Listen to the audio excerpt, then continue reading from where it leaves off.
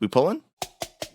Hey, I'm Zax, and this is Dathea, the boss you can do right after the Primal Council. This fight only has one phase, and there's really only one super important thing you need to do to survive. When the boss gets to full energy, she spawns a big ad on the main platform and another big ad on one of the 3 separated platforms around the room, along with some smaller ads on Heroic, and you need to interrupt and kill these ads or else you're dead. However, the only way to get to the separated platforms and back is by using this huge knockback the big ads cast when they die. So here are the steps that need to happen. Before the pull, the raid leader assigns which players are going to stay with the boss and which ones are going to go kill the platform ads. Start with just splitting the raid in half and adjust if needed. Keep in mind that on Heroic, you also have to alternate which half goes to the platform ads each time because of a vulnerability debuff from being up there. During the pull, at full energy, the big ad spawns on the main platform. One of the tanks gets aggro on it and everyone starts nuking it down while looking to find out which platform the other big ad spawned on. The tank moves the ad a little bit toward the correct platform. The assigned players position themselves between the ad and the platform to get knocked back onto it, while the players staying with the boss position themselves to not get knocked off. The assigned players interrupt and kill any ads on the platform and use the big ad's death knockback to get back down to the boss. Then repeat that whole process for every ad set.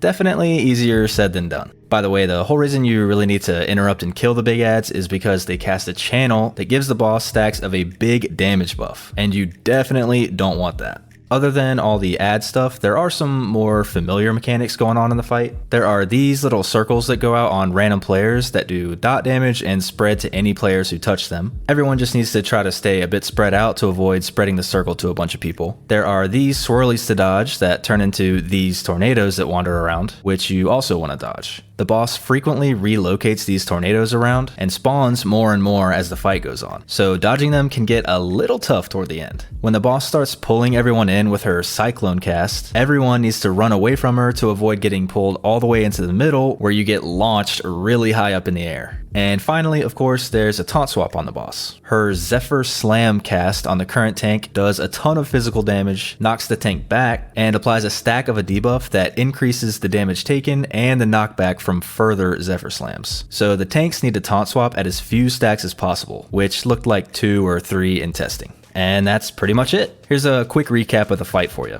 By the way, our Patreon supporters get our guides early, so if you're interested in that, check out the link below. Shout out to them for even making these guides possible. See you next time.